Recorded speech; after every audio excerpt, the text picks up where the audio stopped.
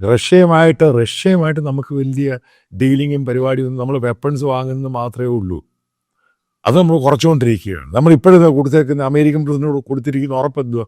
ഇന്ന് Indian trade secretary അങ്ങോട്ട് പോയേക്കുവാണ് അമേരിക്കയിൽ ഫൈനൽ ഡിസ്കഷന് വേണ്ടി. എന്താ പറയുന്നത്?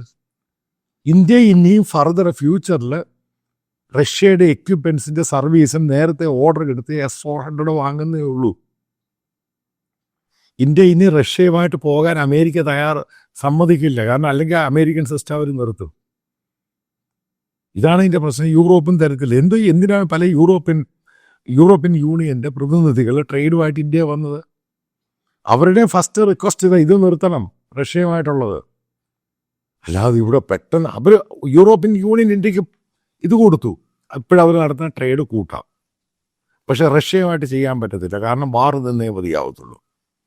അതുകൊണ്ടാണ് ഇന്ത്യൻ പ്രധാനമന്ത്രി കണ്ടിന്യൂസ് ആയിട്ട് ട്രംപിന് അനുകൂലമായിട്ട് ട്വീറ്റ് ചെയ്യുകയും എങ്ങനെയെങ്കിലും ഈ വാർ നിൽക്കണമെന്ന് പറയുകയും ചെയ്തത്.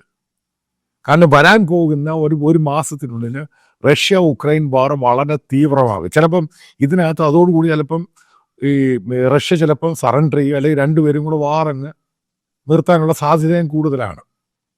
കാരണം ഏറ്റവും കൂടുതൽ ഫയർ പവർ അമേരിക്ക ഡിസൈഡ് ചെയ്തു നാറ്റോയെ കൊണ്ട് വാങ്ങിച്ച റഷ്യക്ക് കൊടുക്കാൻ, ടോം ഹോക്സ് ഉൾപ്പെടെ.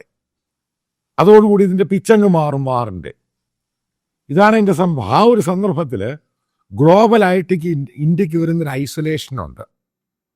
അത് ഇന്ത്യയെ ബാധിച്ചു ശരിക്കും.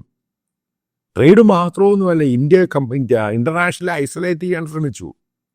കാരണം അമേരിക്കയുടെ അഡ്മിനിസ്ട്രേഷനുള്ള സീനിയറായിട്ടുള്ള ആൾക്കാർ പറയാൻ തുടങ്ങി,